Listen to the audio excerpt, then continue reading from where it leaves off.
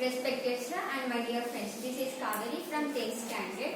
I am today here to discuss about a brave water which was written by Margaret Shea. It was an interesting story. Okay, let's start our story. It was dark and clouds covered the evening sky.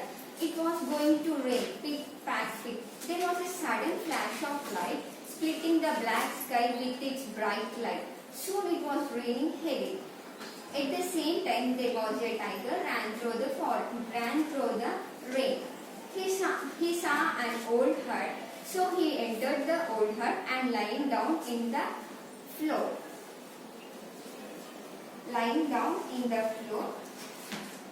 Before he was going to sleep, he heard a loud voice, followed by the woman. How terrible this leak is! I would rather meet a tiger in the forest than having this leak in my house. Then the tiger thought that what is this leak? Is it very dangerous than me? I should be very careful with this leak. Then he slept. Again there was a hot voice which was going to beat the tiger. He heard the voice. How horrible you are! Then the tiger broke up and listened that. Then the creature said that, how dare you to run off? You should stay there only. Then the tiger thought that, I think this is the leak. I should be very careful.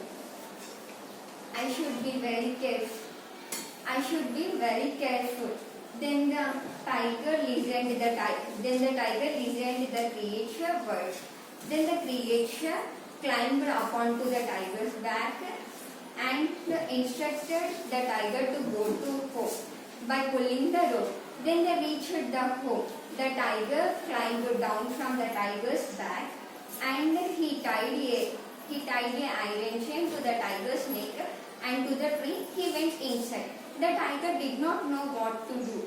He stayed there only under the tree. Okay, let's find out who is this creature and who was able to capture such a large and dangerous animal. One fine morning, a potter did a lot of work and came home. He was very tired and thirsty. He asked his wife for palm wine. He drank palm wine. He drank more and more. He no longer felt very tired. Soon the storm began. He thought about his donkey and he rushed out of the house and searched the donkey. When he searched the donkey, there is no donkey. He became more angry. He said to himself, if I catch this stupid donkey, I'll tie him under the tree all night. He searched total forest. When he came to the woman's hut, he saw an animal lying on the floor. He did not notice the difference between the donkey and the tiger. So he scolded the tiger and climbed onto the tiger's back, came to the home and tied it. And next morning when the villagers are passing from his house, saw the tiger tied to the tree and they appreciated the tiger.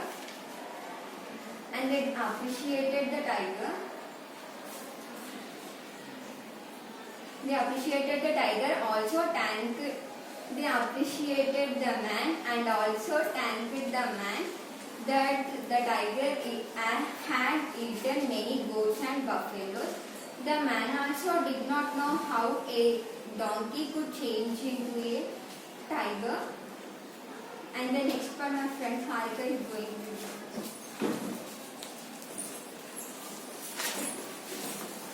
Respected English and my dear friends, good afternoon everyone. Now I am going to continue the story which was already said by my friend. A few years later, the war was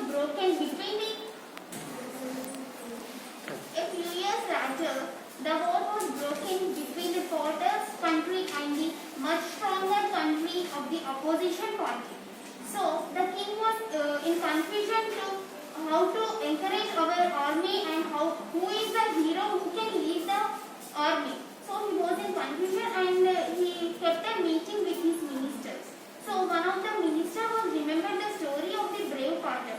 So he said, Your Majesty, I know the someone who can lead the Friends, do you know who is he?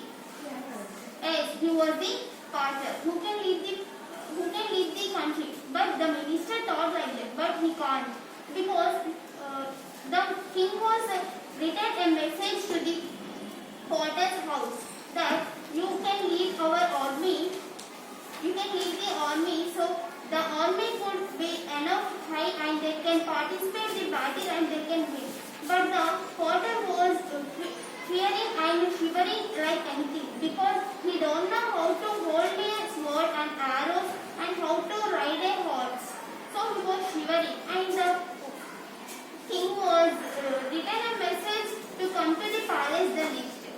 So the next day, both potter and his wife went to the palace with shivering and fear, because they don't know. So they went, and the king was pleased of him, and he requested him to lead his army to win a battle with his all talent and brave. So the potter was feeling shivering, and they went again to the fort. The potter did not sleep night, because he was feeling nervous and worried, because he don't know how to hold this and how can be the battle happens and how the war will happen. He don't know, and he never seen those type of wars. And he thought that if I fall from the horse riding, the people will laugh at me and scold me. So I can't hold and I can't ride a horse. So like that he thought, and he did not like that. And so he thought that tomorrow morning I should get up early and I should go to the stable, so I can might be practice well and I can participate in the battle. So he thought like that, and next day he went to the stable to practice the horse riding. So when he saw a horse, it was so tall and he was shocked at how much this height is. How can I climb this on his back? So he thought, and he was trying to climb, but it was not happening. So his wife advised him to take a bench as a step, and he can climb on his back. But it was so difficult to climb on his back. But finally he was seated on the back. But after seated, the horse on his horse cloth, it was so slippery. So he thought that I might be fall from it. So please, so he asked his wife that, would you tie my feet to the hangings of the horse? And then the potter's wife said yes, I can, and she found a rope and he tied his feet to the hangings. Then he asked again, would you tie my hands to the neck of the horse? Then she said okay, and she is trying to tie the hands to the neck of the horse. But while tying, the horse was jumped and it was running. It was not stopping. So the potter was trying to pull the horse, but it was not stopping. So the potter was praying all the gods to save his life from the danger. And meanwhile he don't know where the horse was going. When he was realized where the horse was going, he thought he was pulled, and he was trying to grab a branch, and there was no use of it, because instead of branch he was pulled out the uprooted tree, and he was holding uprooted tree in one hand, and one hand the horse rein was holding. So by seeing the one hand uprooted tree and in one hand horse rein, the opposition team soldiers saw, and they was feared, because he was a brave and he was holding a uprooted tree in only one hand and the reins in one hand. This will be happens to a Jain. So I think he is a Jain. So we should go away to save our lives. So the king also thought like that only. The king wrote a letter that begging please and requesting to save his country from the battle to the potter's country kings. And he wrote a letter and he kept a side in the deserted tent. And he went away. He went to the place. Then the potter, lastly the potter was entered the deserted tent. Then he was fell down and he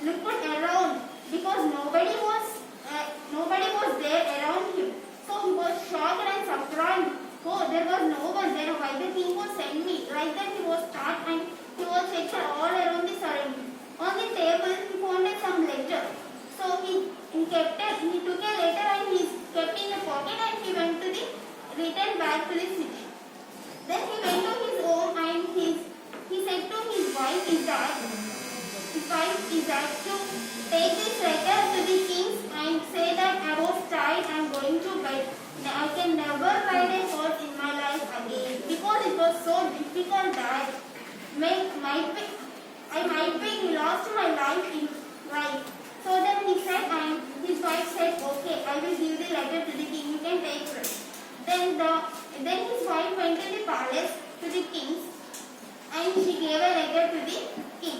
But the king was read the letter, and he was very proud of the porter and felt very happy because the other kings were very shocked and they went away by fearing. So that the porter was done like that. So the porter was happy and the king was happy. The next day the king was called them to take the reward of them.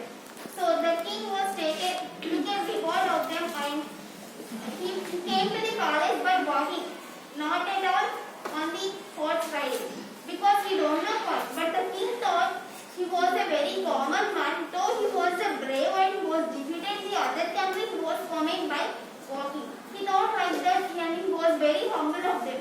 And the people who were in those streets, they were very happy and they were very enjoyed, and they are saying that the brave porter is in our country, so we can live happy. Like that they are feeling and they were very happy. Lastly, the king was given reward to the porter that because of you I had no work to save the country. The king went on. There was no enemy to ours to defeat our country, so I can feel happy and I didn't have any work. So they thought like that and